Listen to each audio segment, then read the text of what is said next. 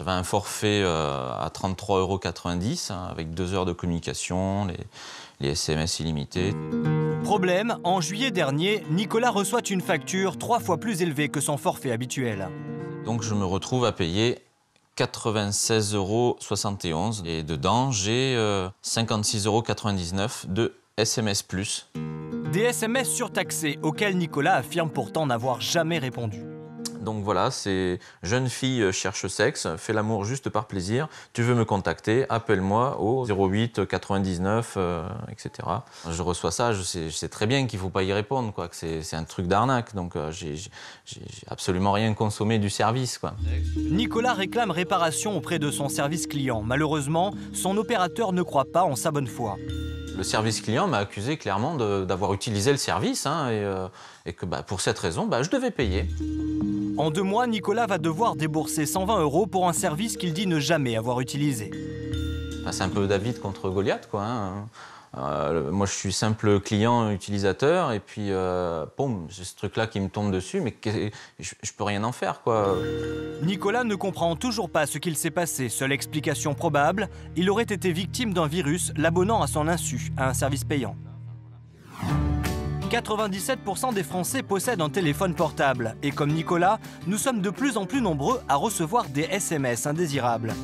Virus, SMS frauduleux, numéros surtaxés, les smartphones aujourd'hui peuvent devenir de véritables pièges pour leurs utilisateurs.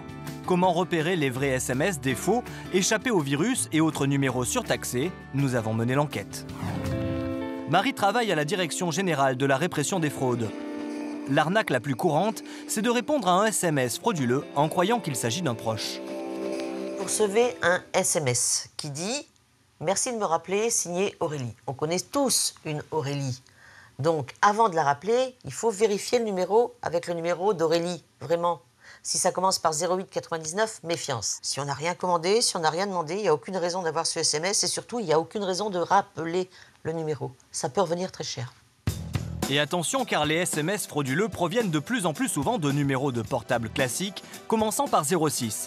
Quel que soit le numéro de l'expéditeur, méfiez-vous donc des SMS vous invitant à rappeler un numéro de téléphone. Car l'appel est très certainement surtaxé.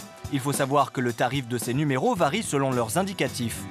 Par exemple, un numéro commençant par 0810 ou 0811 sera facturé 7 centimes d'euros par appel, puis 2 centimes d'euros par minute, alors qu'un 0899 sera facturé, lui, 1,35 € par appel, puis 34 centimes par minute.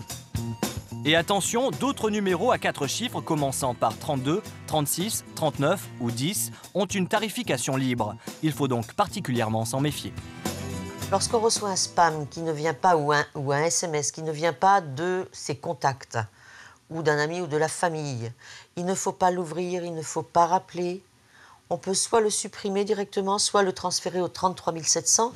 Malheureusement, effacer un SMS avant de l'ouvrir n'est pas toujours possible avec un smartphone. Quoi qu'il en soit, ayez le réflexe de transférer le message au 33 700, une plateforme gratuite commune aux grands opérateurs téléphoniques. Elle permet de répertorier les services frauduleux et, le cas échéant, de bloquer leur activité. Aujourd'hui, nos smartphones, tout comme nos ordinateurs, sont la proie de hackers toujours plus intrusifs. Dylan, ancien pirate, a été condamné il y a quelques mois pour avoir escroqué près de 17 000 victimes, pour un préjudice avoisinant les 500 000 €. C'est très facile de pirater un téléphone portable. Et donc là, je vais vous faire une petite démonstration. Pour les besoins du reportage, Dylan a acheté un numéro surtaxé auprès d'un opérateur téléphonique. Un numéro que n'importe qui peut se procurer. L'objectif maintenant, envoyer un SMS à des milliers d'utilisateurs pour les inciter à rappeler ce numéro surtaxé. Donc on va mettre par exemple 06 10 12. Et là, je clique sur Generate. Donc voilà, là j'ai tous les numéros de téléphone qui ont été générés, ce qui représente 10 000 numéros de téléphone portable. En un seul clic, Dylan pourrait envoyer un SMS à tous les numéros de cette liste. Et pour encourager leurs victimes à les rappeler, les hackers n'hésitent pas à envoyer des messages très personnels. Par exemple, votre fils se trouve à l'hôpital, pour plus d'informations, rappelez-nous à tel numéro. Nous ne pousserons pas la démonstration jusqu'à envoyer ces SMS frauduleux. Mais lorsque Dylan compose lui-même le numéro surtaxé, le compteur se met à défiler rapidement. Là, on est à 1,20 €. En fait, je suis resté en communication 5 minutes. Mais après, tout peut varier selon le numéro de téléphone surtaxé. Cet argent sera reversé directement à Dylan par l'opérateur téléphonique après déduction de sa commission. Condamné à 1 an de sursis, Dylan a compris la leçon. Aujourd'hui, il cherche à utiliser ses compétences dans un travail légal. Mais lorsque nous sommes victimes de ce type d'arnaque, quels sont les recours possibles ? C'est justement la réponse que Nicolas est venu chercher dans les locaux de l'Association française des utilisateurs de télécommunications. Bonjour. Nicolas a dû débourser 120 € pour des SMS+, qu'il dit n'avoir jamais envoyés. Christophe, le responsable de cette association, va examiner son dossier. Bon, ce qu'il faut savoir avant tout dans ce genre de problème, c'est que la responsabilité de l'opérateur est quasiment nulle. En effet, l'opérateur est juste un distributeur. Il ne peut contrôler les contenus de son réseau. Une situation difficile à comprendre pour Nicolas. On a l'impression qu'on ne peut rien faire, que c'est aux consommateurs de se protéger, de se documenter. Mais est-ce que les piégeurs sont dans la légalité ? Pour Christophe, les piégeurs, ce sont les éditeurs. Et ce sont eux qu'il faut contacter au plus vite. Pour y parvenir, un site a été mis en place. Alors, vous tapez AFMM, Info, Conso. Grâce au site de l'association française Multimédia Mobile, il vous suffit d'indiquer le numéro de téléphone de l'expéditeur du SMS surtaxé pour connaître ses coordonnées. Donc, je tape là le numéro en question et simultanément, j'ai le nom et l'adresse de l'éditeur en France où le contacter.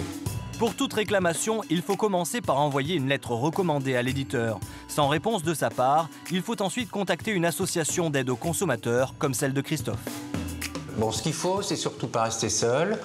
Il faut que les abonnés qui découvrent ces problèmes sur leur facture se tournent vers les associations pour que les éditeurs indélicats soient sanctionnés. L'association de consommateurs dont s'occupe Christophe traite en moyenne près de 10 000 réclamations par an et elle est parvenue à faire cesser l'activité de nombreux éditeurs indélicats. Mais pour éviter de se retrouver dans la situation de Nicolas, il existe des moyens pour protéger son téléphone. Jérôme, expert pour une société de protection informatique, suggère d'ajouter un mot de passe pour éviter que quelqu'un d'autre, vos enfants par exemple, utilise votre portable et répondent à des SMS frauduleux. Un téléphone portable, aujourd'hui un smartphone, c'est de plus en plus privé. Et vous avez de plus en plus de données qui vous correspondent à vous personnellement. Donc pour protéger votre vie privée, vous avez de toute façon le code PIN que vous devez absolument taper, donc ça c'est lié à l'opérateur. Mais en plus, je vous conseille de rajouter un mot de passe le plus complexe possible. Et comme les spams peuvent également provenir d'une application qui contient un virus, sachez que comme pour un ordinateur, vous pouvez installer un antivirus sur votre smartphone.